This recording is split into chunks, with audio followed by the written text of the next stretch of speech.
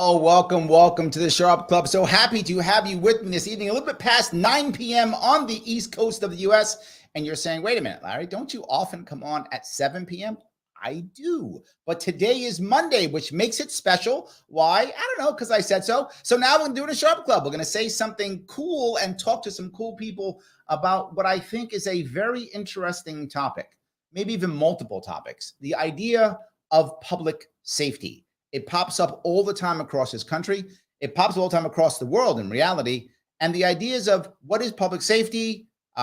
What is self-defense? Is this cops? Is it not cops? Where's the Second Amendment stand on this? And I have today an amazing panel of people who will, I'm sure, impress you. And if not, you will lie to me and tell me they did, or else I'll be mad at you. So you will say it anyway. First, I'm going to bring on, if I can, writer and host of Deprogrammed. I hope I said that right. The one and only Keri Smith. How are you? I'm good. I feel like we talked about it beforehand, but I just saw you at Chrissy Mayer's wedding. And you did? It seems like yesterday to me because I've been on the road since then for almost a month. What's so funny is I was sitting next to you and I was like, why don't we hook up? And you were like, wait a minute, aren't we already going to hook up? I Yes, know. you're already coming on my show. Absolutely. So it was great. Appreciate that. Absolutely. But also I want to bring in from, I would say across the pond, but it's across the opposite pond, the entire Pacific Ocean, over in the land down under, Lady Liberty, Australia herself. I'm sorry, Kate, can you pronounce your last name for me so I don't mess it up?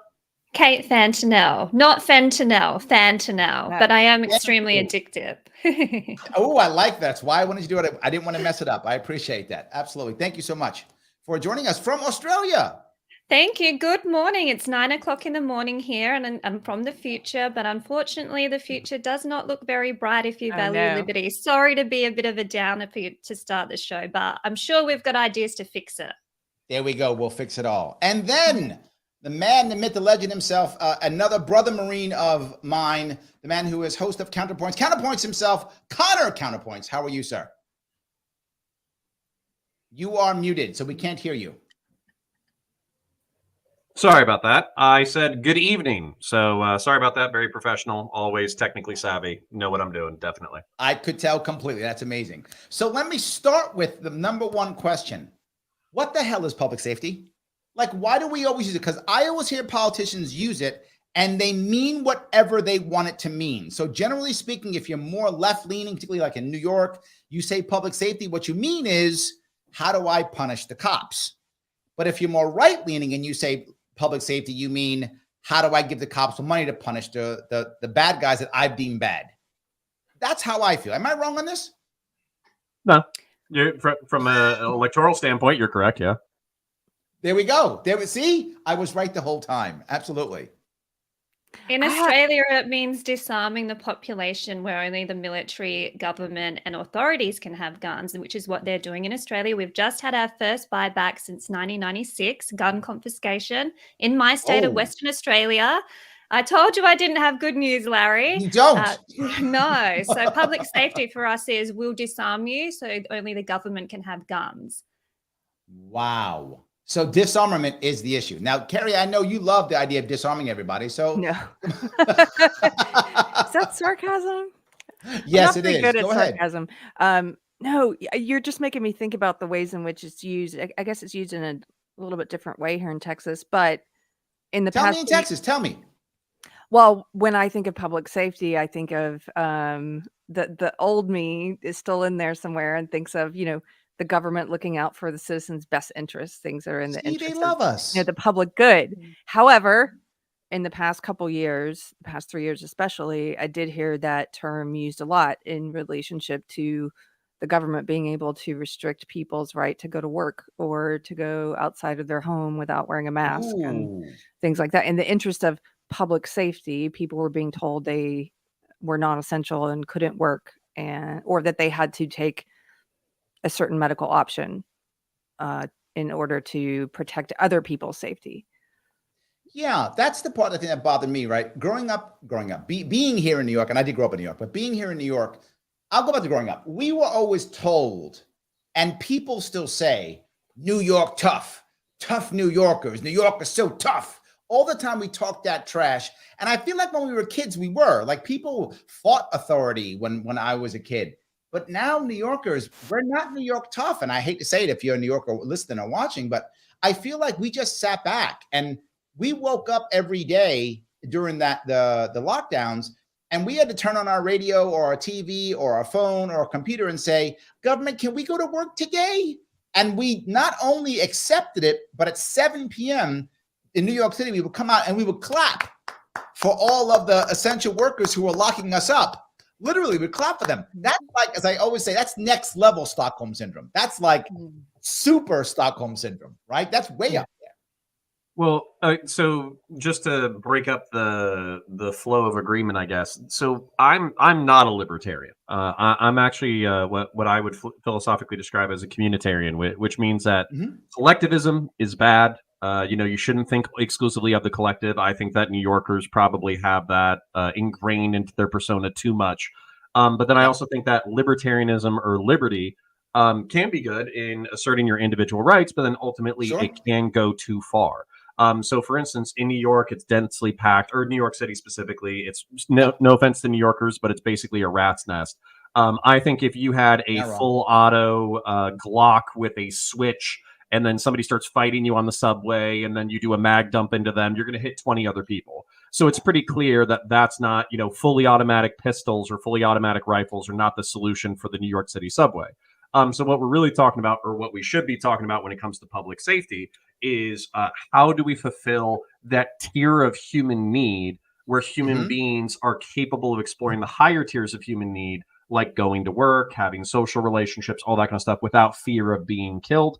Or if somebody does try to kill them, they have the capacity to kill them back, which I think is an important part of being human.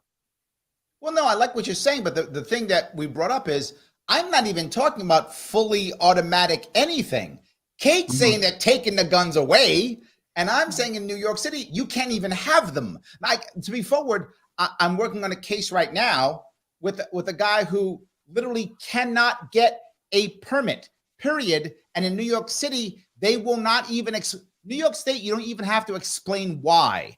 They can simply say, no, it is not a shall issue state, it's a may issue state. So I'm not joking, they can say, well, Connor, you got a parking ticket 5 years ago, so you're not really a good guy. We're not going to give you we're not going to give you a permit, and you'll never know that because they will never tell you. They're under no obligation. That's really far away from automatic Uzi or whatever. That's way far away from that. It's a clear violation of the Second Amendment. I am sorry to people who live in the Commonwealth, but the right of the people to keep and bear arms shall not be infringed. It's like we're not talking about Uzis. We're talking about something for self-defense. If he's not able to keep and bear a weapon in order to effect self-defense, then that very clearly it's being spiritually violated. 100%. So what happens in Australia, Kate? When they talk about public safety and they want to basically do buybacks, if I understand correctly, these buybacks aren't really voluntary, or are they voluntary? Not at all. So in Australia, after 1996, when we had the Port Arthur massacre, Australia brought in the most restrictive gun laws in the world, despite the fact that murders and homicides and suicides were declining anyway. So to those who say it's prevented more mass murders, it's simply not true. It was already declining. Get that out of the way, first of all. We have mandatory registration of all firearms, including parts. They are making us register our parts. It's the same. We have to apply for a permit to acquire a firearm after going through a stringent licensing process. If we had a speeding fine, like in your case, we're not considered a fit and proper person. Correct. In my state of Western Australia, they are bringing in limits on how many firearms we can own.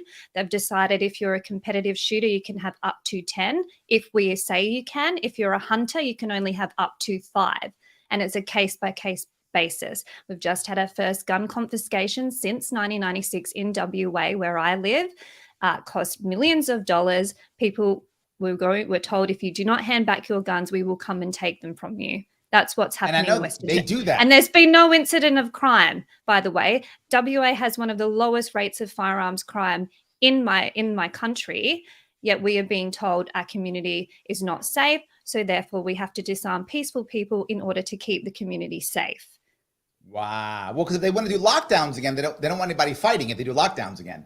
Well, the funny part about that, my state, Western Australia, at one point in the world, we were the only jurisdiction with our border closed apart from North Korea. We had our border closed or regulated for 2.5 years. I could not travel within my own country for up to 2.5 years.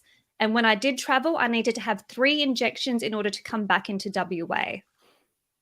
Yeah, so Australia's I told you I had bad news, Larry. Oh my God, yes. Keri's ready she's ready to quit. She's ready to quit right now. I told you I need to get out of here. Oh my Very God. grateful for being in Texas. But this is actually where, like, I think we can admit the communitarian, libertarian, or collectivist like calculus has gone wrong.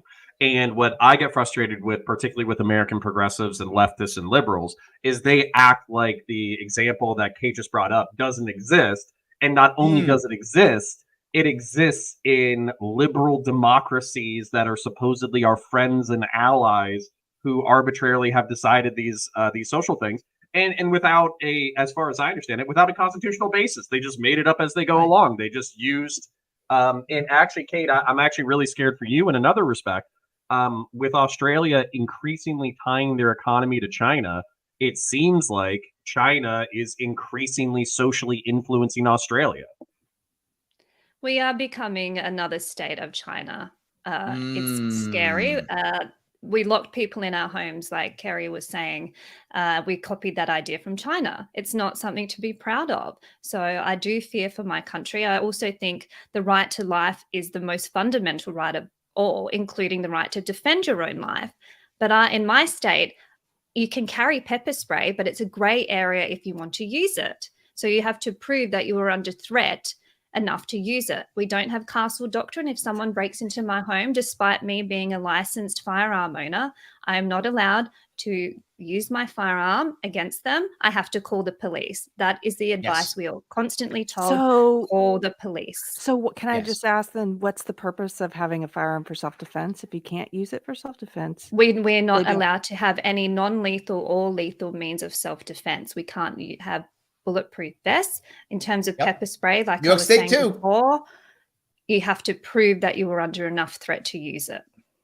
In New York State, bulletproof vests are also against the law, and that's correct. Keri can't believe this. She's like, "What?" Yes, it's absolutely true. Yes, it's against the law. And here's the worst part: we're exactly like Kate. In New York State, if someone comes to your home, people will tell you. You hear them say, "No, if they're in your home, you can shoot them." No, that's not how New York State works. If someone comes to your home, you will have to prove that you couldn't retreat. Yes. In your own home.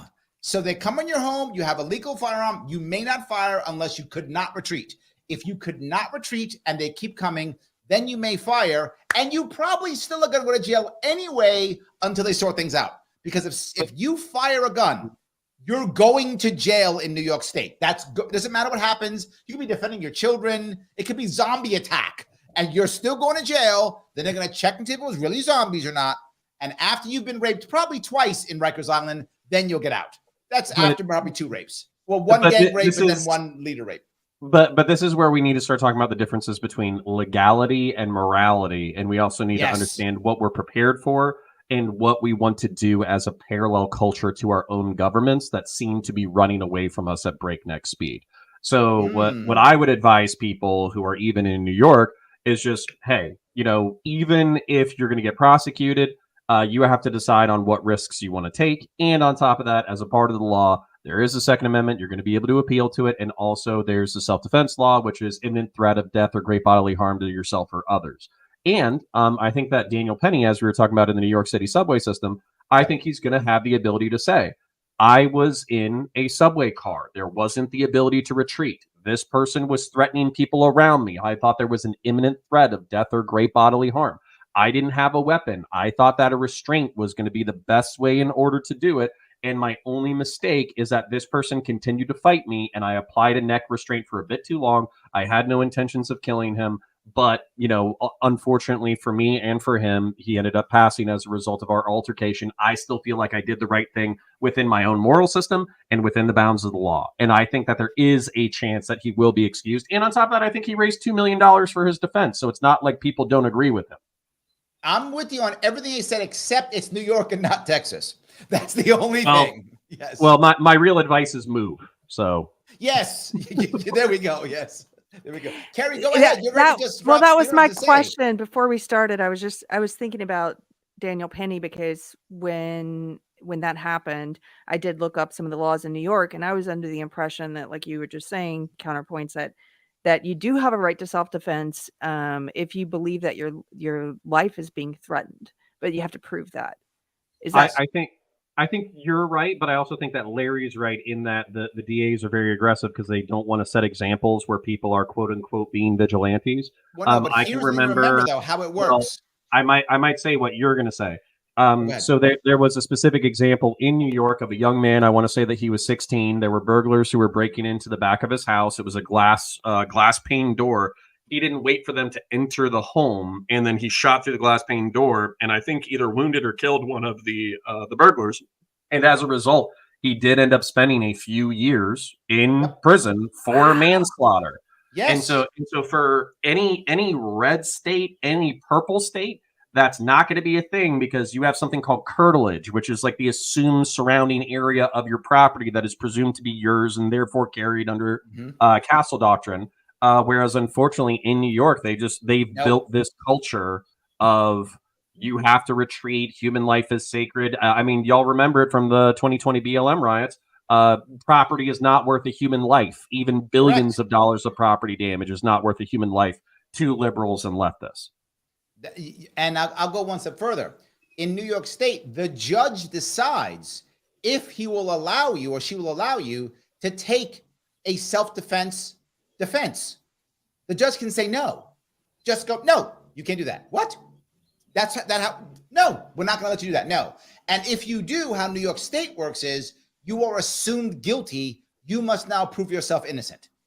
That's how New York State law works. So the second you say, I don't know if that's a matter of procedure, but at the same time, I'm sure that if there's like positive defenses and negative defenses, so you have to make a positive defense for self-defense, saying that like, I assert the right to self-defense and therefore I have to prove it in court. Correct. Instead of there are states that have like a negative self-defense. Thank you. Where, which, for instance, in Florida with the Zimmerman case, it was assumed that it was self-defense unless the prosecution can prove that it wasn't self-defense. Correct. It is the opposite in New York State. The assumption is you're a murderer. You have to now prove that you're not a murderer. That's the same in Australia. Yes. There we go. Same in Australia. Well, we should, I think libertarians are all about building parallel structures away from state power. I would say that part of the educational and cultural process should be educating Australians and New Yorkers and Californians on their God-given rights and how to articulate them in a court of law and how to get good lawyers and all that kind of stuff. I think that absolutely should be a project, because frankly, I think that, like I was saying with Daniel Penny, asserting a self-defense case is relatively straightforward if you know the things that you need to say at the right time. Whereas if you assert your self-defense and then you say the wrong things, you might spend some time in jail or prison. So I think telling it sucks that we have to tell law-abiding citizens to shut up and lawyer up and to think defensively against their own state. But unfortunately, I think that's where we are. 100%. I would say the same thing. Don't talk to the cops no matter what. Doesn't matter. Don't talk to the cops no matter what. Yes. Even if they're being friendly, and I'm a former law enforcement officer myself, I would say most law enforcement officers will not take it as a slight if you're involved in a self-defense scenario and you say, hey, listen, bud, I respect that you got to do your job, but just for my own safety, I'm not going to talk to you unless I have a lawyer present. So sorry about it. We'll speak later. And I think that's part of the education. I think that's part of the educational process we probably need to change. 100%. The problem in Australia is we don't have any constitutional rights. So as I was talking about before, the WA border being closed, in our constitution, there is actually a section that says Australians should be free to travel between the states and territories. But during the pandemic, it was ruled in the High Court that in times of a national declared emergency, we don't have the right to travel between our own states. Magic. So we actually do not have any rights in Australia. We don't have the Second Amendment like you guys do. I'm very jealous of that. So that's why we are living in a liberal democracy that has the worst gun laws, most restrictive, most onerous gun laws in the world. I don't like to see a society where only the government, military, and authorities have guns, but that is the slope that we are sliding down in Australia, starting in my state of Western Australia with the recent gun confiscation. So do we start a...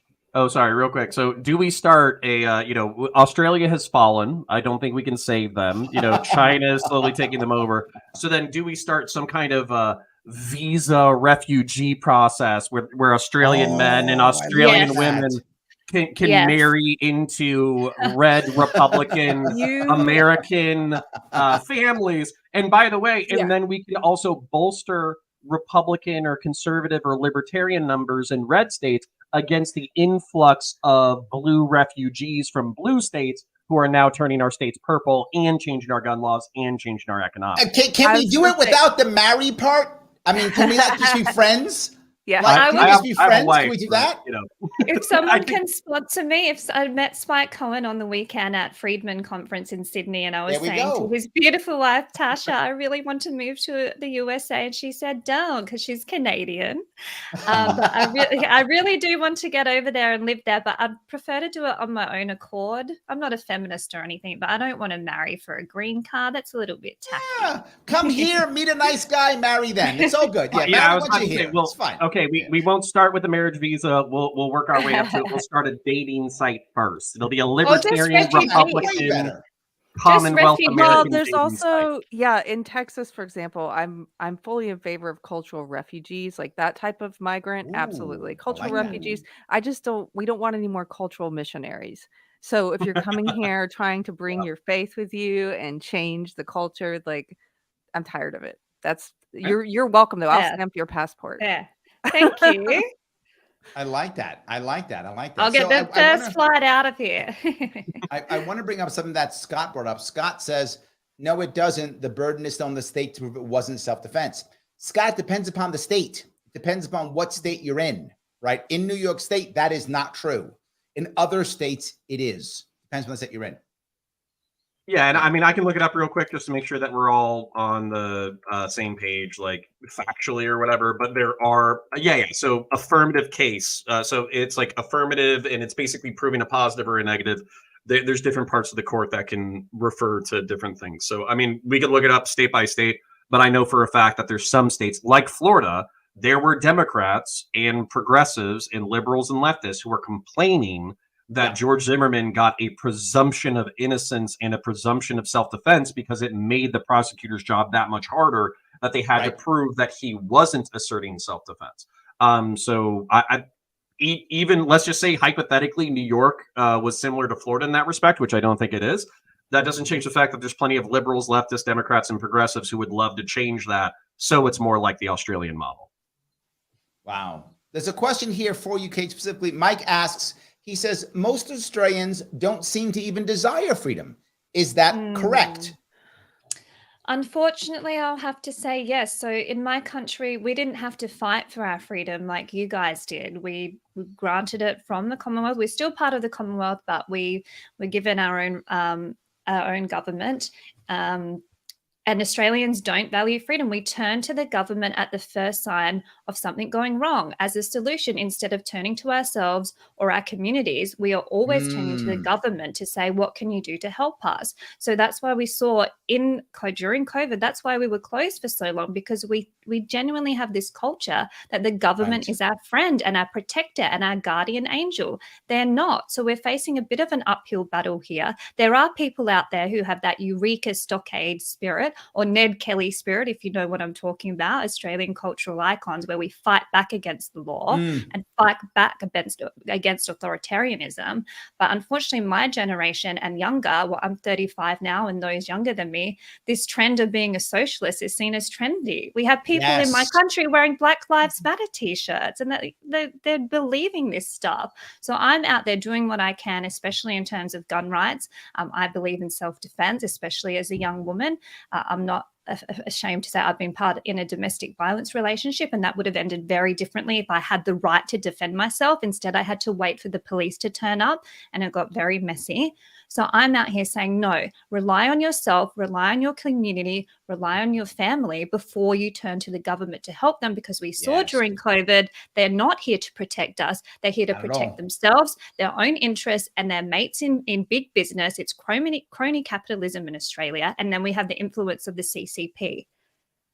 Wow. So we don't value freedom enough. I love the American default to skepticism towards power. It's like just enshrined in our culture from the beginning. It's like, you know, death to the monarchy, get out of our country. We know everyone is self-interested. So what we're going to try to do is diffuse power as much as possible. Up until recently, we taught that as a part of our civics. We talk about balance of power within the federal government and how, like, we actually try to balance the judiciary versus the executive versus the legislative, and actually how having the executive have so much power is kind of a runaway power trip that we're not used to. So we actually kind of have this ingrained culture. I think one of the things that you said that I'm afraid of, though, is a docile younger population that doesn't care. So if you have a smartphone, if you have TikTok, not to blame TikTok, but if you have TikTok, if you have YouTube, if you have guaranteed food, guaranteed housing, all that kind of stuff, then you're a pretty docile creature that doesn't care much about your rights or responsibilities. As long as you can consume the next product, nobody really cares.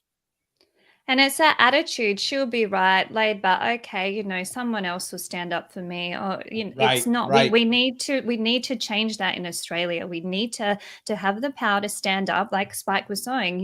We are the power, you are the power. So speak up, just question. Unfortunately, it's not until it actually affects the individual that they start saying, hang on a second, why are you telling me I can't build a fence on my farm? Which is now happening in WA. You have to apply for a permit if you're a farmer to put in a new fence, because you might disrupt something of Aboriginal heritage importance. That's what we've had. They're using this Indigenous Australian population as a way to tell us what to do on our own private properties in Australia. Larry, I know. I'm sorry. I said it was bad news from the start. Yeah, you weren't joking. You weren't joking.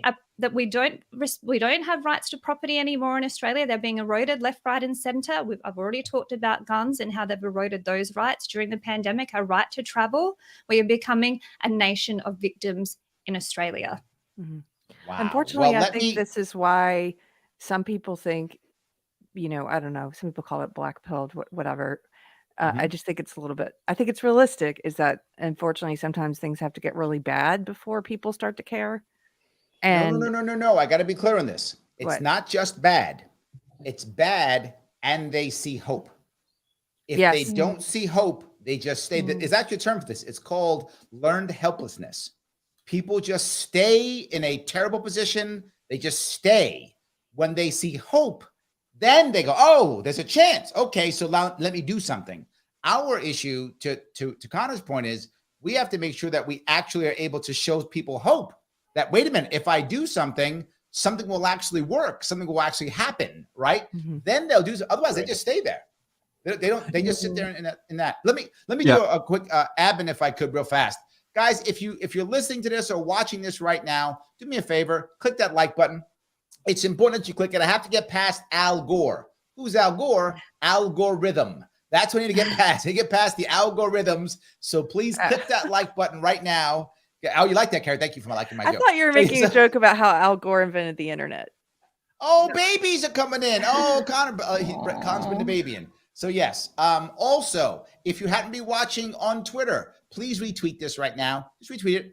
If you want your chat to get to the front, you can. You can super chat me on Larry Sharpe YouTube. If you want to support the show itself, you can over at patreon.com/Sharpeway. Come check out the show. But no matter what, I have 3 people here who are giving you some love. One of them brought his baby in, which is even awesomer. I love that. Please give them some love in return. Follow Keri Smith on Twitter at Real Keri Smith.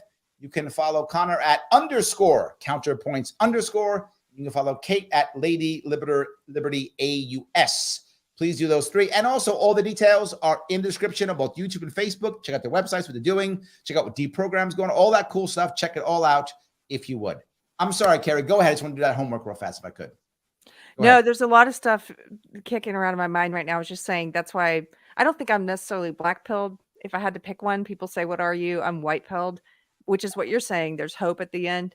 I had to go through that black pilled phase first, though. I had to go through that acceptance that throughout history, perhaps it seems there's a pattern where when things get really bad, then it's arresting and people wake up, and it could cause some type of a renaissance, a revolution, a revival. But here's the problem with this, Keri, is people don't realize that usually it just tips, and you don't know when that tipping point's hitting. So we keep hitting our head against the wall, and we don't know that this one punch, now the wall falls. Mhm. But it seems like we just keep hitting and nothing changes and nothing changes and nothing changes. And all of a sudden, oh no, we just need one more hit. And then the tipping point comes. And the sad part is, I don't think we know when that is. That could be tomorrow. That could be 10 years from now. I don't know when we hit it. I have a recommendation, but I'll wait till you're done. Can I tell you one just interesting anecdote from my life? I used to, when I lived in California, I was an anomaly in the social justice world I was in one big way, and that was that I was from South Carolina. All the men in my family were military or hunters, and I grew up around firearms. And when I was in LA, I was part of a girls' gun club. I had my NRA certificate for teaching handgun. And how'd you become SJW? I came in through the feminism door. There's lots of doors, the identity doors. Oh, okay. There's the fat door, the race door, the feminist door, the mental health. So the lady door is the one I came in. But okay. But I was an anomaly in that way. I actually used to take leftists to the gun range, and you will watch people change their opinions slightly in real time, especially women, if you take them. I taught my wife how to shoot, changed everything. Yes, because 100%. It gives you that sense of competence with it, and it sort of demystifies the firearm. But quickly, I just wanted to say the biggest day at the local gun range I went to in LA every year, like the most business they did was on Holocaust Remembrance Day. They would actually shut down because the Jewish groups would rent out all the lanes, bring young people in to learn firearms. And I thought back then, like, what is that about? Yeah. It's important. The Jews figured out from back in the day, they figured out, we probably wish we had our guns back then. Yes, absolutely. Yes. And the ones who kept them, believe it or not, many of them were Polish partisans. Many of them became Polish, Ukrainian, Belarusian partisans during the war because they kept their firearms. You brought up a tangent. I wanted to go on a different tangent, but I'll return to it. But yeah, like I absolutely loathe the leftist and progressive perspective. If I have leftist, liberals, or progressive in my perspectives who feel, or in my audience who feel like I'm dogging them, I'm sorry, but it's just true. I hate the ones who say that, like, oh well, you couldn't win against the government anyway, so you should just give it up. And it's like, all right, so should I time travel and tell that to French paramilitaries during World War II? Should I tell that to Polish paramilitaries during World War II? Should I tell that to freedom fighters across the world throughout history? Should I just say, Vietnamese, hey, the governments do? Should I tell the Vietnamese and the Afghans? Yeah. Should I just tell them, hey, don't worry about it. The government's too powerful. You can't do anything. You'll never have an effect, et cetera, et cetera. And then the obvious answer is no. There is something that people draw inspiration from justified resistance to tyranny and slaughter. And so to go back and like these people, they always get really quiet whenever I ask that question because they never want to say that they would tell French and Polish partisans to lay down their weapons against Nazis. Right. But the tangent that I wanted to bring up, so I understand that you guys might be slamming your head philosophically into a brick wall and waiting for it to break. I think that the next steps might be a little bit more immediate and might be a little bit more community based. We're in a brand new era of technology. Discord is a very powerful tool, communication platform that can help build digital communities and all that kind of stuff. I think that what Keri was just saying is really important is link local. Talk to people online, share your philosophy, battle with people, bring them into political and philosophical communities, but then also teach them things. Maslow's hierarchy of needs talks about 5 tiers. I'll try to be very brief, but physiological security, social ego, and self-actualization. I think our job as a society should be, it's a pyramid basically, is trying to get everybody to self-actualize, being the ultimate person that they can be. One of those tiers is security. Security is knowing how to defend yourself and knowing how to use a firearm. There we I'll go. just add I to like that. My other advice, if I can tack on at the end, is when people come to me and say, we want to take away your guns, I say, why are you stripping me of my right to partake in my culture? I grew up in regional South Australia on a farm in the countryside. I went out hunting with my dad. Every time I go home and visit, we go out hunting. That's part of my culture and tradition. We have a freezer full of venison. We cook that together. We have family meals around the table with food that we went out and sourced for ourselves. That's part of my culture. I'm half Irish, half Italian. I like going out to the range. I like sourcing my own food and making it with my dad. Why are you trying to take away my culture just because you don't understand it? Where's the tolerance that you, the lefties, always preach to me about? So I'm putting it back in their face.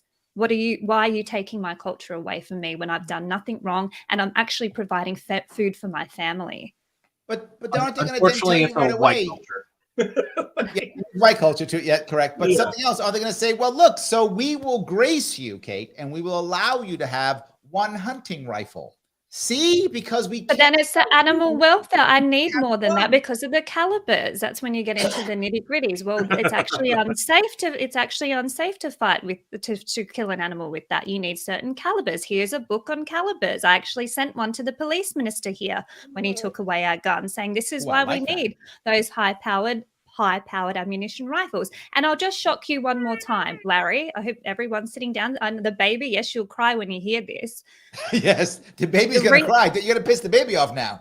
The recent buyback in WA gun confiscation of so-called high-powered rifles, the police minister said, let's send these over to Ukraine and give them to civilians to fight with. Let's take guns off of Western Australian peaceful people who have done nothing wrong, and let's send them to Ukraine to arm civilians to fight against the government there. Can you think of anything more insidious or sinister than that? That is the attitude towards firearms in my country and my state. Shout out to WA Police Minister Paul Papalia. He's blocked me on all social media, but hello. I get why. Oh my God, I didn't realize. So take the guns away from you and give them to the Ukrainians.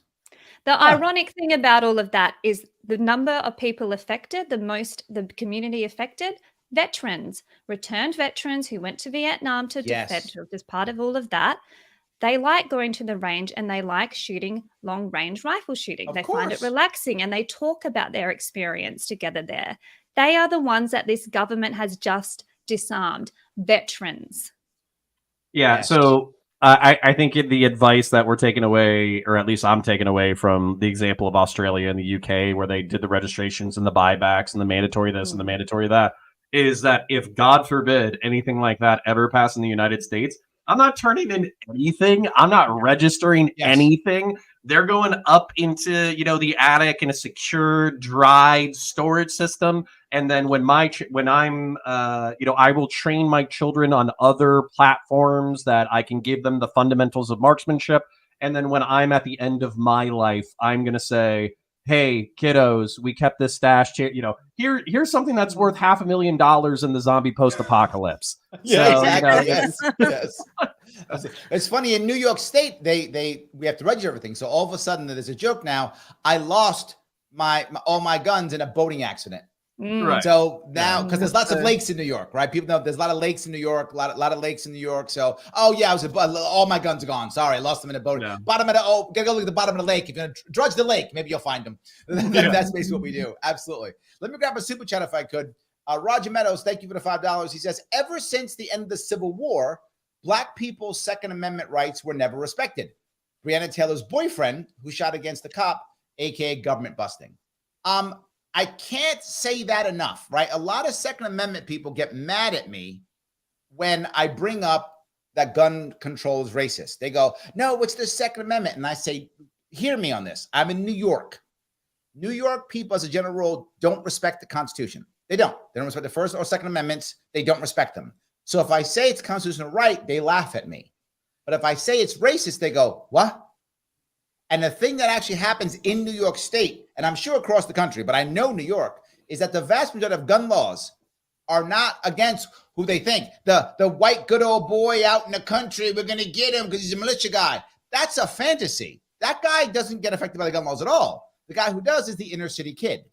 It's the black kid who's 16, 17, 18 years old, 19 years old, who now they throw 6 or 7 extra charges on the kid because now he's got a gun. He didn't do anything, but they found him with a gun. They throw 10 charges on him now. So now he has to plea out and go to jail.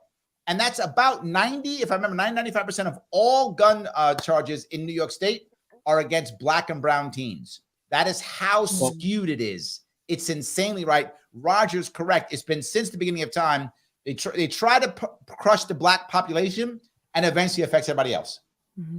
Well, so my counter on that, or if we're talking about policy and designing policy intelligently, I don't, call me crazy. I don't want 16-year-olds to be running around with pistols in the inner city, et cetera, et cetera.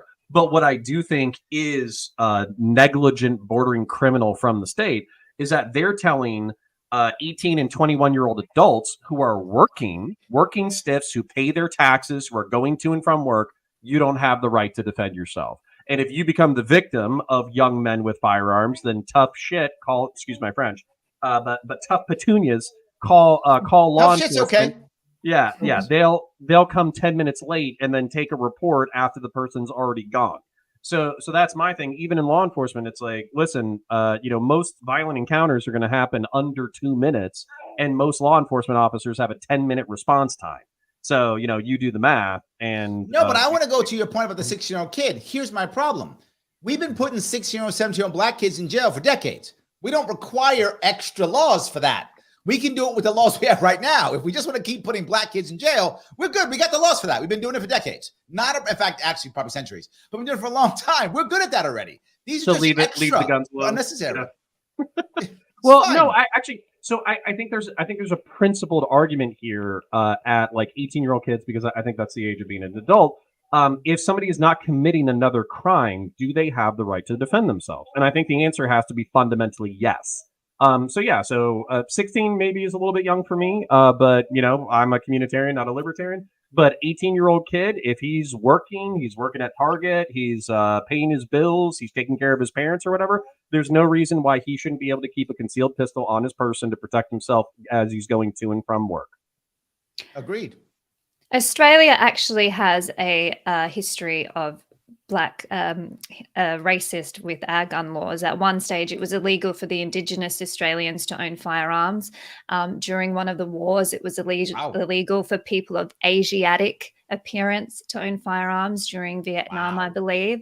So, but now it's the other way. So the Indigenous Australians are allowed to own and hunt animals that we can't.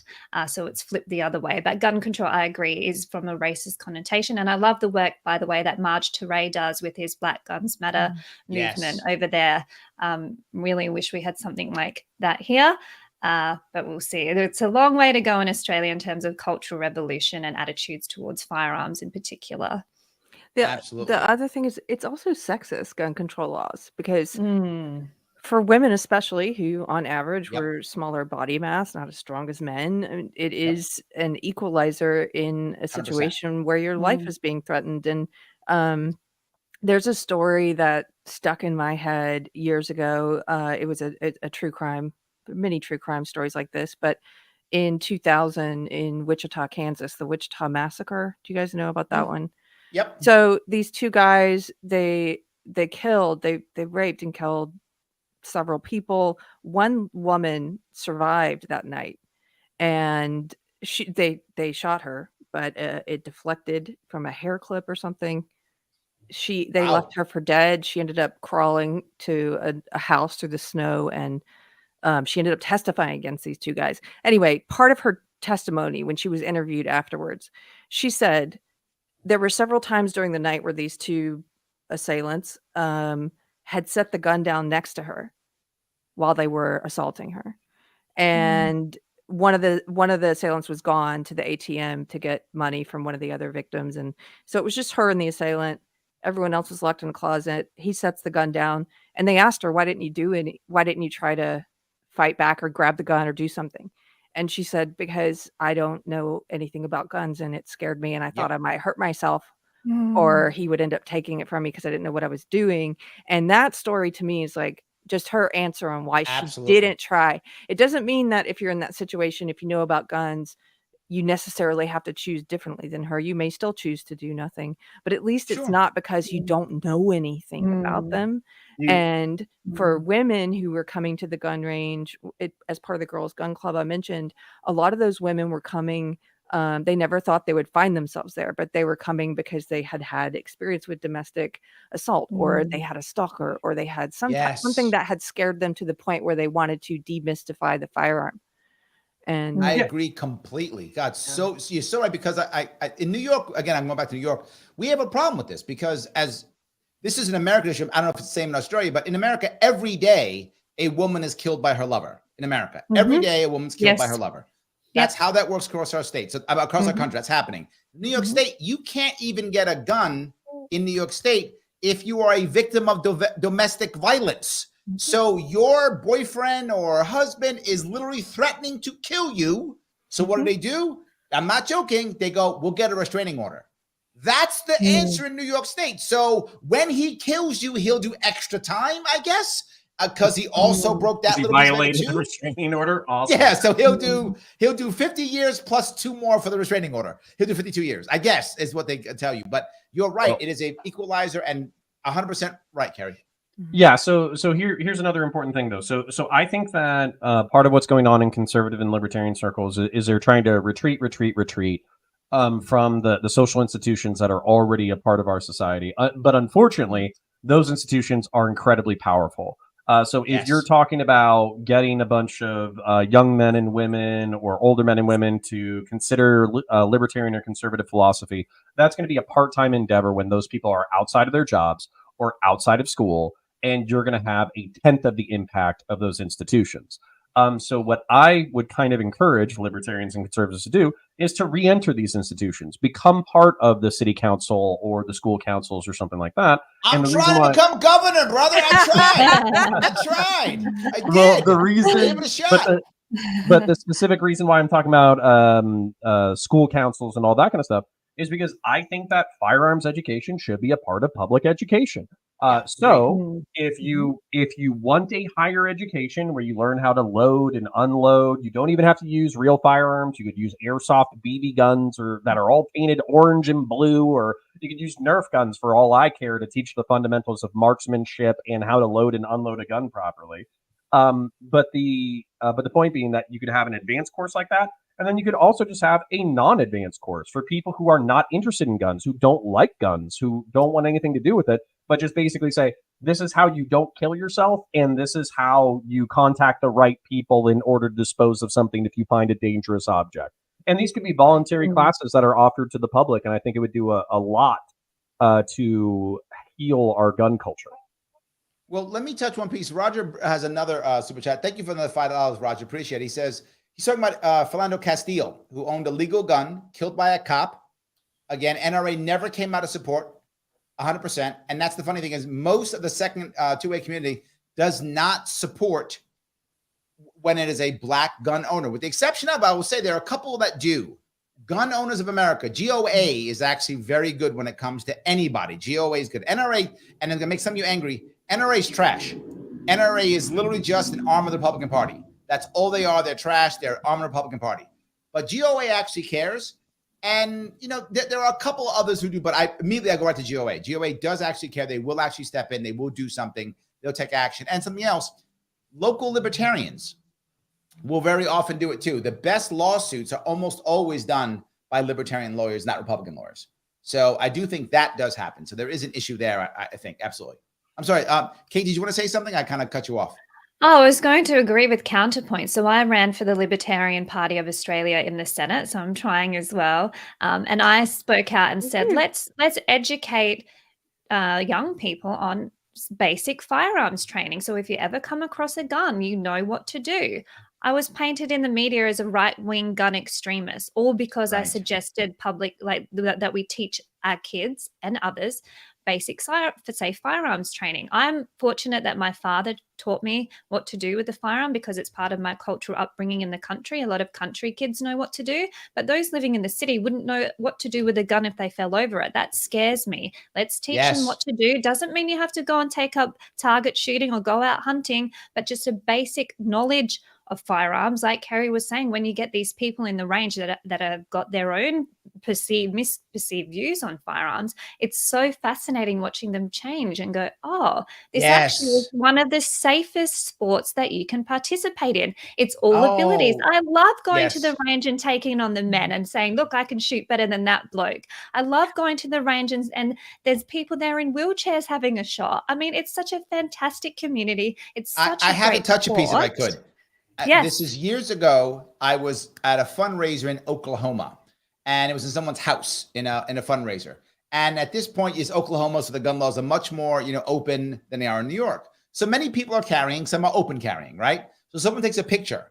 It's a picture of me talking during the fundraiser, and people around, some people can see the firearms that people are carrying.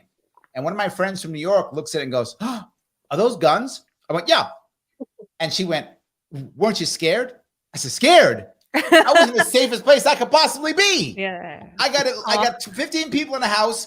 I knew at least half were carrying, at least half, if not more, were carrying. If someone comes in to do harm to me, they're going to have a bad night. They're going to wish they came in a different house. They are not going to have a good night. But to your point, Kate, it was the safest place I could be. But to my friend who was, again, a New Yorker, New York City, New Yorker, she was like, oh, like the guns themselves are scary. Like they got to go off and go shoot people on their own. Like she honestly was afraid of the guns. And I'm like, no. If you want to be afraid of some people, that might be smart. But these people happen to be my friends, so we'll be fine. But yes, and they were writing checks, so that was even better. Well, and I think that there's a de facto hostility between the state and the population, which I think is an okay place to start a negotiated relationship. But I think we have to start healing some of these bridges. As an example, okay. I think Philando Castile is probably the worst example of like a legitimate Black Lives Matter shooting that should have been publicly highlighted, where a trigger-happy, nervous, poorly trained law enforcement officer took the life of an innocent man that was not justified, probably because he had prejudice against him because he looked like a robbery suspect and because he wasn't paying attention to the situation. And sorry, I have to pick up the baby while I'm ranting. No, take care of your baby. I'm happy. Yeah, it's awesome. Show us the baby. Come on.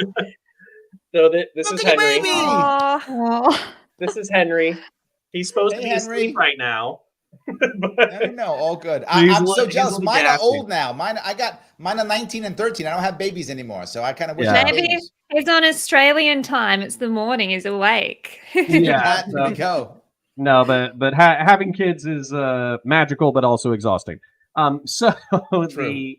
But the other thing too is talking about like mending these bridges. Though I had a law enforcement officer. Actually, I had several law enforcement officers that I worked with who were as panicky about guns as some of the people that you're talking about.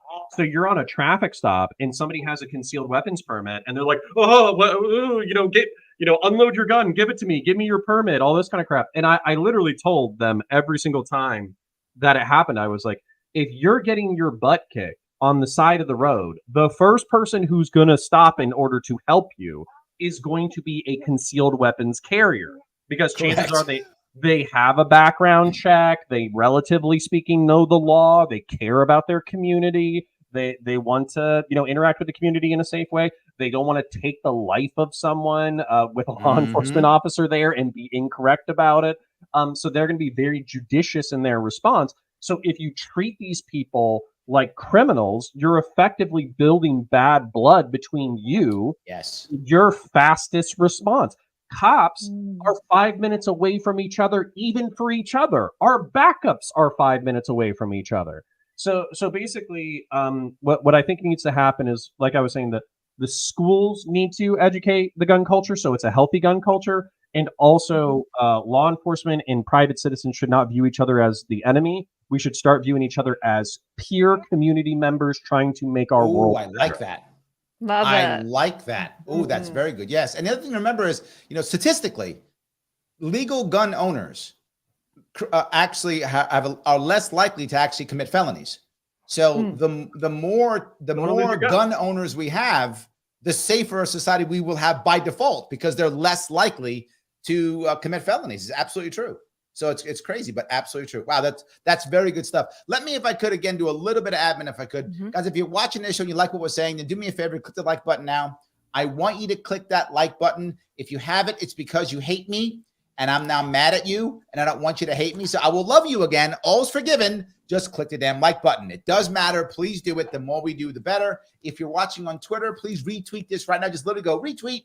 Let everyone know we're doing this. It does matter. If you want to get to the front of the chat, you can. If you happen to be watching on YouTube, Larry Sharpe YouTube, you can just super chat me. If you want to support the show, you can. You head up to patreon.com/Sharpeway and throw me $10 a month. It goes a long way. If we make more money here, I don't have to work as much. If I don't have to work as much, I can do more of this. See that? And I'm actually going off to Freedom Fest tomorrow. I'll be at Freedom Fest tomorrow for the next 5 days in Memphis, Tennessee. If you guys want to come by and see me there, I'll have my own booth and I'll be on stage 3 times and emceeing and all kind of cool stuff. So, and I'll also be emceeing Afro Man, who will be there too. Oh, cool. Yes. So if you want, I'm sorry. Did you say Afro Man? I did indeed say Afro Man. Yes. And by the way, the one and only Daryl Davis will also be there too. Awesome. Wow. Yes. I'll be there with him also. Can y'all please do a rendition of Colt 45? I will do my best. Yes, I will do my best. So yes, we'll be there for them. Lots of people there. Spike will be there too. Yes, say g'day. Say g'day to Yes. Spike. He might be a little bit jet lagged because he just flew out of Sydney last night, I believe. So be nice to him. The jet lag is real. The time difference is a killer. 100%. So a lot of people are there. If you want to come by, please do that. But no matter what, guys, do me a favor. These 3 people have been so good to us, giving us some love. Give them some love in return and follow them. Either you can head over to YouTube or Facebook into the details of what they're doing and what they're checking out, or just follow them on Twitter if you want to at real Keri Smith _counterpoints _ or Lady Liberty AUS. So go ahead, Kate. You wanted to say something? Please go ahead. Did I want to say something? Did I want to say? Maybe you did not. I just wanted to say g'day. I really want to come to Freedom Fest next year. I heard it's in Vegas, which is one of my favorite cities, obviously, because it's guns and weed. Yes. So maybe next year. Oh, but cannabis is only allowed in Australia for medicinal purposes. We don't have recreational use. Just so you know. Got it. Well, Karen brings up a point. She says Saratoga County, which is a county here in New York State, currently is attempting to convict a woman for a gun charge for pistol whipping a man who was actively choking her. She used her own legally registered handgun. It's bananas. Now, you might think, nah, that can't be true. It's New York State. That is completely believable. That is totally and absolutely believable, right? Totally believable. Yes, I believe that completely, 100%. Because the thing in New York is the gun itself is bad. It doesn't matter. The gun itself is just bad. I think it's terrible. Yes. Well, this is why, how can you take these leftists seriously when they say, we're about women's rights, we're a feminist? Okay, well, can I have the right to defend my own life? Oh, no, we're not that kind of feminist. It's like, well, what is it? Well, they're also, absolutely. I think this goes back to the question about what is public safety and how do people define words. And a lot of times I think, how do you break? I almost feel like a lot of people are under a spell of, like in Australia, for example, this spell of where they don't care, they don't understand what words mean, like freedom and rights and public safety. And I don't know, I'm constantly thinking about, how to break through that spell that people are under. And so, I got you. To your example, go ahead. So I was going to say the primary way that I do it, which I think Lady Liberty put on, is always try to invert their logic towards your own ends. So for instance, like a lot of people, a lot of leftists and progressives, they were saying during the BLM riots when property was getting destroyed, oh, it's just property and no human life is worth property. Yes, right? absolutely. But a lot of these people are socialists and communists, and so they're constantly talking about how the material conditions, which is basically people's access to money and food and resources, is a huge part of why they behave well or behave poorly. So you just have to flip that logic on its head and say, hey, listen, if you burn down a community, insurance companies only pay out a fraction of the amount because we live in this evil capitalist society where everybody's trying to make a profit. People lose jobs. They can't find alternative employment. There's food deserts, which we all care about because inner city communities can't get access to high quality nutrition. you're effectively making the world a worse place for everybody involved. And we're not just talking about material conditions. We're also talking about people's livelihoods. There are people who kill themselves because they're no longer employed. There are people who go into depression and drug addiction because they're no longer gainfully employed or they lose their business. Get divorced and leave their kids. Yeah. So basically, you have to take all those things. Yeah, take their logic, flip it on its head, and slam it into the ground. He's about slamming people on the ground. There we go. Christopher says, self-defense is under attack in New York City. Our leaders would rather let violent criminals run rampant, and instead of protecting people, they arrest them when they finally defend themselves. And this is a point that we have in New York that has bothered me personally. And Christopher's a New Yorker. He lives in New York City too, just like I do. And the part that bothers me is kind of what you're saying, Keri, kind of what you're saying, Kate, in a way, but then there's a tipping point. What I mean by that is if you live in New York, you know you can't say anything. You know you can't do anything. And I learned that early on when I came back to New York City. Being a former Marine, when I come back to the city, I was that guy who would say something on the subway. Like I was the guy who would say something. So someone's yelling at somebody or someone's playing the music loud or whatever. I was the guy who would say, hey, stop. What are you doing? Stop. That was me. I was the guy who would do that. But what happened is the whole car got mad at me. And that happened more than once. Like I would say, what are you doing? Walk, get away from her. Stop. I would step in and say, stop. Right. This is several years ago. I was a little bit younger, but I would still do it. Right. I would say, hey, move away, move away. And the car and the people would say, you don't know who he is. And I would get yelled at. The whole subway car yells at me. And I'm like, oh, okay, you don't want my help. So eventually it came to a point where I just stopped. I realized that it's not helpful. I don't do it. Mm-hmm. So I stop. But at one point you get tired of being bullied all day and then you snap. And then when you snap, you choke someone to death. And now everybody pays the price for you snapping because you couldn't take it anymore. You just couldn't take the constant bullying. If you live in New York City, you will be bullied by both people in uniform by some way, whether not necessarily even cops, even bureaucrats. Because in New York City, every bureaucrat wears a uniform and has a badge. I'm not joking. Department of Buildings has badges. Yes. What you said though is important. Quoting somebody that no lefty will respect. But like Carl Jung, kind of like early 20th century philosopher, basically believed that if you ignore the deepest and darkest and most cruel and instinctive and animalistic parts of yourself, then it will come back 1,000-fold in the worst ways possible. Yes. And I think that part of what we've done as a society is we've just told people bury it with pills, bury it with work, bury it with the grind, bury it with consumerism, bury it with everything. Even religion to a certain extent. We tell people to ignore their own negative impulses, but I think that they call it praus in Christianity. It's restrained strength. It's definitionally the same as the meek. So basically, like what we should be teaching people instead is to have restrained strength, the ability to intervene and the knowledge and wisdom in when to use that power. I think that our society, unfortunately, like you said, we're trapped between two people because we're so unbalanced. One, the busybody who's in everybody's business, who's sticking their fingers in everybody's face. And then two, the people who allow bullying and cruelty and malevolence to go on or neglect because they're afraid to assert any level of power whatsoever. And so I think we have a very unhealthy culture in that respect. Absolutely. Wow. Patty says, are you all trying to tell me that Big Daddy government doesn't actually want what's best for me? No, Patty. The government loves you. It loves you completely. You should always believe in the government. And if things don't go well, just vote harder. If you just vote harder, things will get better. Did that make everyone feel good? That sounded nice, didn't it? Okay. Wow. Keri left. Yeah. Keri was so upset by that. Okay. She was like, I'm out. Like, I'm on the wrong show. I'm out. I have a ghost. It's not really a ghost, but my lighting, it was doing the thing it does. So I just had to fix this. Now I think I like the ghost thing. Keep the ghost thing. I like the ghost thing. Oh no. Okay, but for this, I think I've talked a little bit about parallel structures, getting involved in local governance, building parallel communities, digital communities, all that kind of stuff. But I do think that you still need to show up and vote every few years because you're exercising a very minimal amount on the Leviathan or the oil tanker that we have.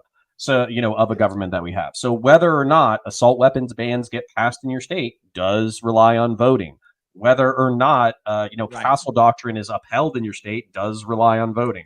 So it takes a day out of your, every 2 years, every 4 years or whatever, go out and vote. But voting, like you said, is not enough at all. And if anything, we're going to continue the, excuse my poor phrasing, but the degenerate slide that we're on. We're going to continue if we don't build our own structures. But this goes back to Kate's point about, or very early on when she was talking about the government, you were talking about the government. People in Australia look to the government for everything. And it wasn't until recently, well into my adulthood, that I realized not everything is the government's job.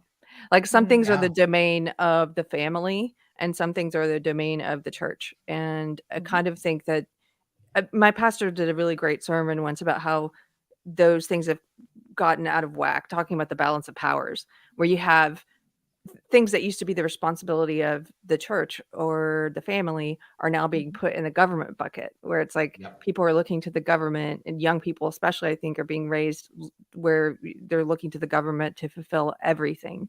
Yes. As a daddy and a god. Yes. And absolutely. Well, what's it to give on to Caesar what is his, right? But not everything. Only to what Caesar should have. That's it. Not every single thing. I completely agree with you. It's a tough spot to be in when you feel like. I remember my governor said this. My governor said to this when she was running for governor again. She said, "It's my job to protect, New Yorkers and to keep them safe." And I did a video on this. I said, "Great. Please tell me where that is in your oath. I'm gonna check your oath." Oh, nowhere in your oath does it say protect every New York citizen. And then I said, okay, well, where is it in the New York State Constitution where it says the governor's job is to protect everybody? I looked at the Constitution. I did it on the show. I showed Constitution. Nowhere does it say this. You made that up. You just decide. It's no difference than I get in a bus and the bus driver comes out and goes, okay, it is my job to teach all of you Chinese. Dude, drive the bus. No. It is my job to teach every one of you Chinese. No, it's your job to drive the bus. Shut up and drive the goddamn bus. And my governor has decided it is her job to keep us all safe. And the worst part, if it is, she really sucks at it because we're still getting shot. We're still dying. We're still ODing. We're still committing suicide. So she's doing a bad job of it. But to your point, Keri, she says it and no one fights her. That is the assumption. The job of the governor is to keep everybody safe. Since when? So since I've realized that, or since a lot of things happened to me in the past few years, I started more thinking about what you were saying, Counterpoints, which is that I do have more faith in local elections to actually change things than I do in national elections, although I still vote in the national ones. But I don't put all that faith in it anymore. It's like instead of, if we're talking about, I don't know, the culture wars, the spiritual war, whatever you want to call it, the state of the world, I still find some people who have some of the same opinions as me, but they're putting everything into politics. And I don't think everything is solved there. So they're doing sort of the same thing that I was doing when I was on the left, which is like, if we vote the right way and we just do this with policy, everything will be great. And I'm like, no, I think kind of we maybe need to heal over here. In the church, we need a healthy church and we need healthy families. But there's a piece here I want to bring up though that I think is really what I hope Connor is saying, and I believe, which is, yes, me voting, and I vote third party all the time. I've been doing it since like Ross Perot. And I think if more people vote third party, and clearly I'm biased, vote Libertarian. If more people vote third party, vote Libertarian. If you do that, what happens is, I know the odds of us winning are slim. I get them, I'm not fooling myself. But the bigger chunk that we get, the more afraid they get, and they'll have to do something. Now, what is the thing that I enjoyed? Even though I didn't even get on the ballot last year, I got sued off the ballot because I was polling too high. I was polling at 6% in New York State. That was too high. I offered to make an alliance with all the other parties and the Republicans to beat the Democrats. Republicans said, wow, Larry, your plan might work, so we're going to sue you off the ballot. and they spent 6 figures suing me off the ballot, which worked. I wish I could have defended myself. I couldn't. Even with that, I got sued off the ballot. I was polling at 2 and 3% in October when I wasn't on the ballot. So I was not on the ballot. I did not make the ballot. I was still polling at 2 3%. And what does that mean? When our governor took office, she actually used my talking points from my website in her inaugural address. Yeah. So I do think it does make impact. It's not a lot, but to your point, Counterpoints, it's a little bit of a nudge. And if we're all nudging, eventually we move that ship eventually. We just got to keep nudging. So voting does matter. Even if you don't win, it does matter 100%. Well, in Australia, if you don't vote, you get fined. It's mandatory. You have to vote. In Australia. Yes. No. Yes. I know. I'm so jealous that you live in Texas because this is what I will get fined if I don't vote. But Larry, that's the most American thing I've ever heard. I was running for office and they didn't like me, so they sued me. We'll just yes. Yes. That's correct. Okay, yes. At the risk of spreading heresy, though, so I think the one thing, or the thing that you said that I most agree with, is building a collective group of people who have a shared interest, even if they're libertarians who want to leave everybody alone. Spreading that rhetoric and that community message is enough to affect the politics of the bigger branches. That is not lost on me at all. The reason why, though, I identify as communitarian over libertarian is because I do think that there is an erosion of the social institutions that are parallel to the government, like the church, as you mentioned. And it doesn't seem like we have a lot of solutions from a liberal or a libertarian lens. What I mean by that is increasingly people are secular, it seems like, day by day. Less people go to church, day by day. Less people are religious. So basically, if we're going to tell the state, hey, you cannot exercise this power because this is the power of the people that we are going to exercise ourselves through our communities, then you have to have those community structures that are actually vibrant and participated in and believed in and all that kind of stuff. And frankly, it's sad, but the best thing that I've come up with so far is build a discord of community nerds that debate politics and philosophy. No. Hold on. Connor, you don't know my policies. I have an actual policy that I ran in 2018 that I still ran on in 2022. And that is, here's what you do. 2 things. Number 1, you allow every person in New York State who's going to write their tax bill, whatever, to the state every year to take $250 if they want to, that they're going to pay the state, they can give it to a nonprofit in New York State. If that nonprofit is in your county, then it's doubled to $500. Now, $500 isn't a lot, except when 1,000 people do it or 10,000 people do it. And there are 18 million New Yorkers. So as people start giving that money, you begin to build that out. Second thing you can do is you allow for every company that goes under in New York State, you give a 60-day window for the individual people time to get finance and to buy the business as a co-op. How do you finance that? Through a public bank. Public banks that will allow for local credit unions, local credit unions that will be only county-based credit unions, which begin to build that entire process. Now, that does take years, but I think that's the beginnings of what you're talking about. This begins to get people doing things locally, caring. And I go one step further.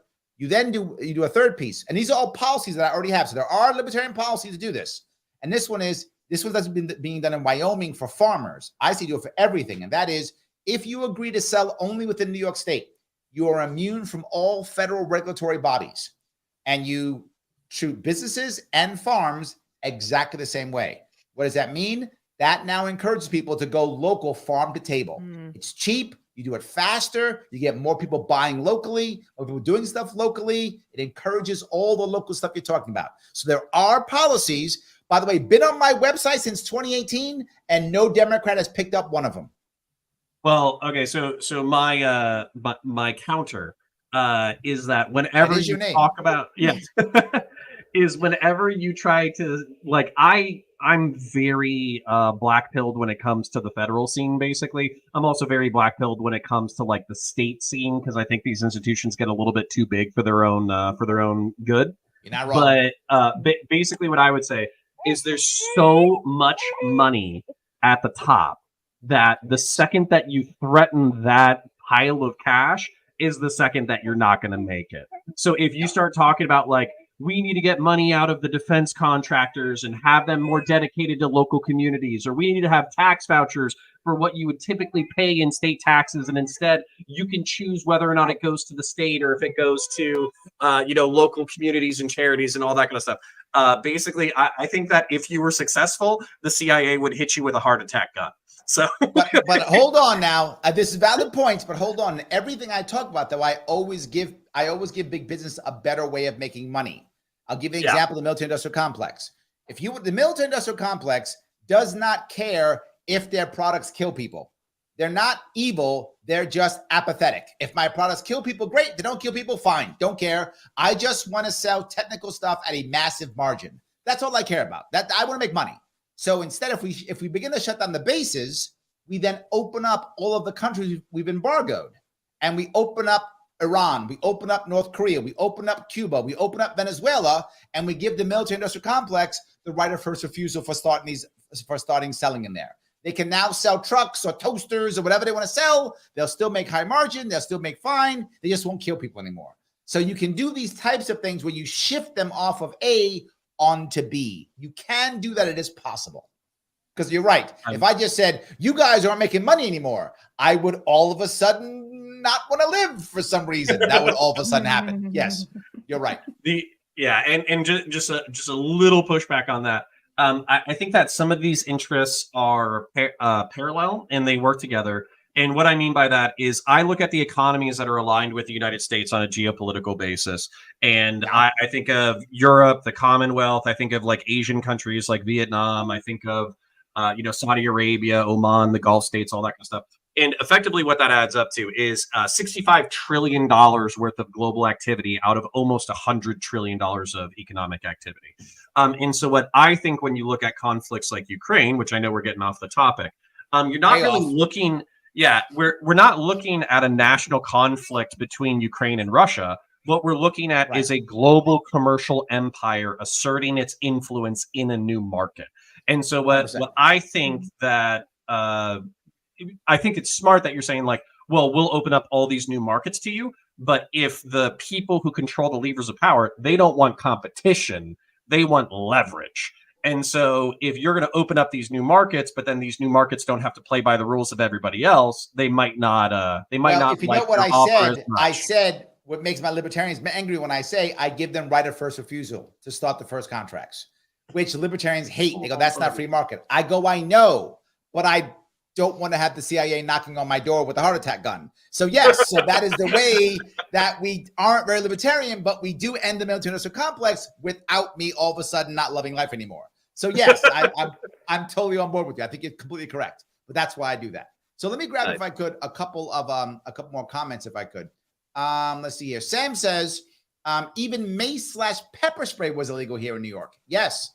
Courts had to overturn the right to buy stun flashlights. Yes, it was a big deal. We were cutting everything. That's illegal here. And stun flashlights, is that a taser? Is that what you mean by that? Yeah, they're illegal here as well. We can't own them. There we go. Joe has a question for you specifically, Kate. He says, does Australia have an equivalent of the Second Amendment?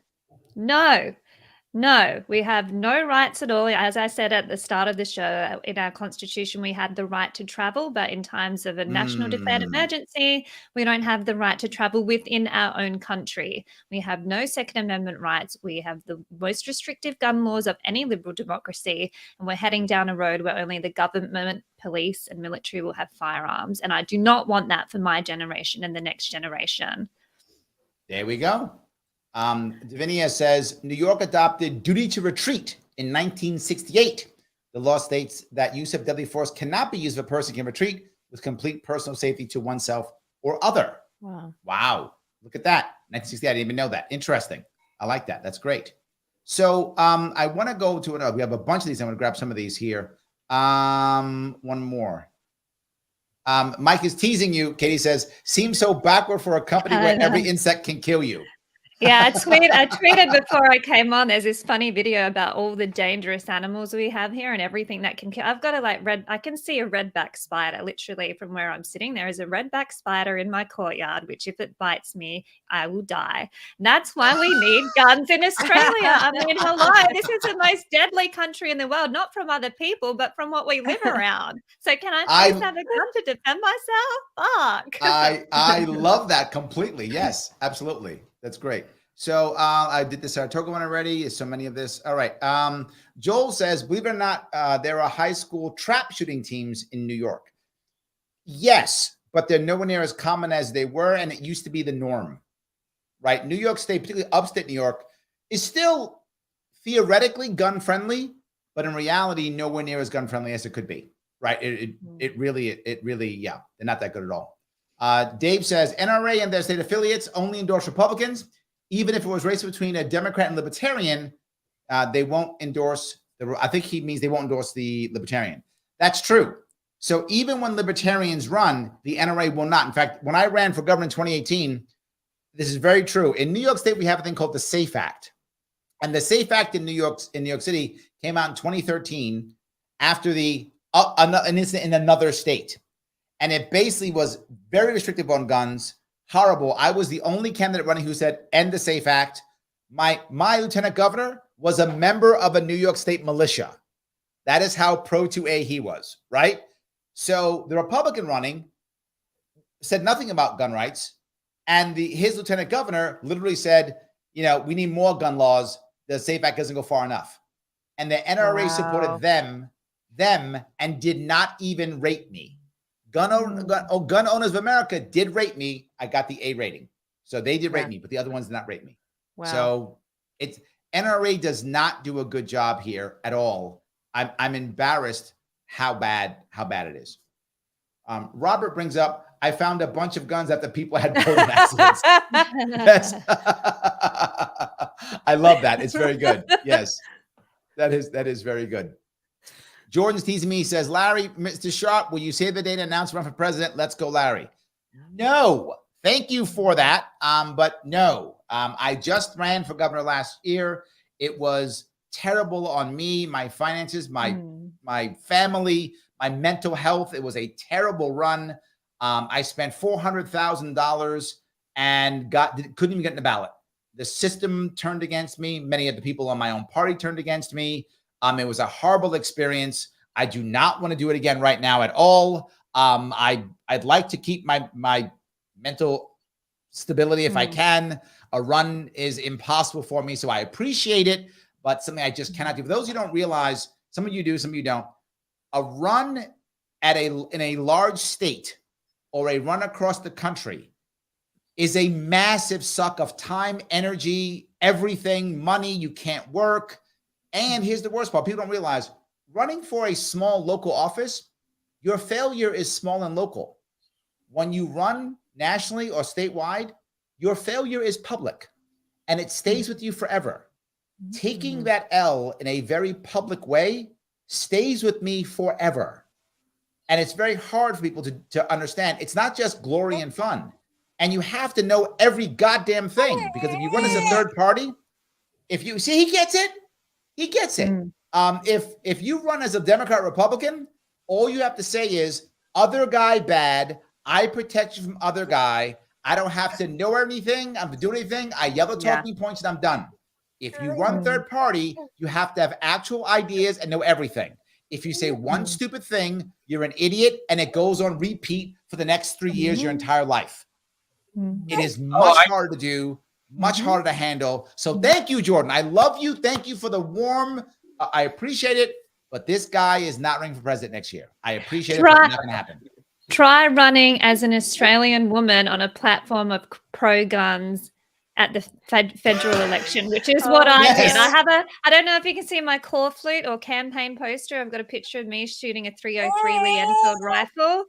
Nice. That's why I was called a right-wing gun nut, even though I'm libertarian. They still get it confused. But I hear you, Larry, but you would make a great candidate. So I'm sad to hear that you're not going to be the LP presidential candidate. But I completely understand. It is it does take its toll. Yes, it is. It is very, very very difficult to do. It does beat you up. And I want to try to keep a family together if I can. I kind of like my family. I like to keep it if I could. So if I run, I'm not going to have one. So I'd like to kind of, do I run and not have a family? I kind of like my family. So I want to kind of keep them for a bit. So listen, Libertarian Party, I'm cheap and available. Okay. There we go. There we go. We're good. We're good 60K right a year, and I'll be more libertarian. Okay, it's all right. Just there we go. Easy day. Davinia brings out that voter turnouts are abysmal, and I think she's right. I mean, this is a big thing. They were. Can I be the counterpoint for a second? Counterpoint. I want to hear go ahead. I would much prefer a system where the people turning up to vote have actually researched and really want policies and are there because they're motivated, they're politically engaged, they know who they want to vote for, rather than in Australia. It's terrifying, some of these voters that you confront at the ballot box. Oh, I don't know who I'm voting here for. I'm just here. I'll just go 1, 2, 3, 4, and then this is what we get. So I would much prefer your system where you're voluntary voting. In here, we have to vote. In fact, I would prefer fewer people voting. Oh, well, apparently I'm in good company because so there's actual policies I advocate for, and then there's things that I would do if I was dictator for a day.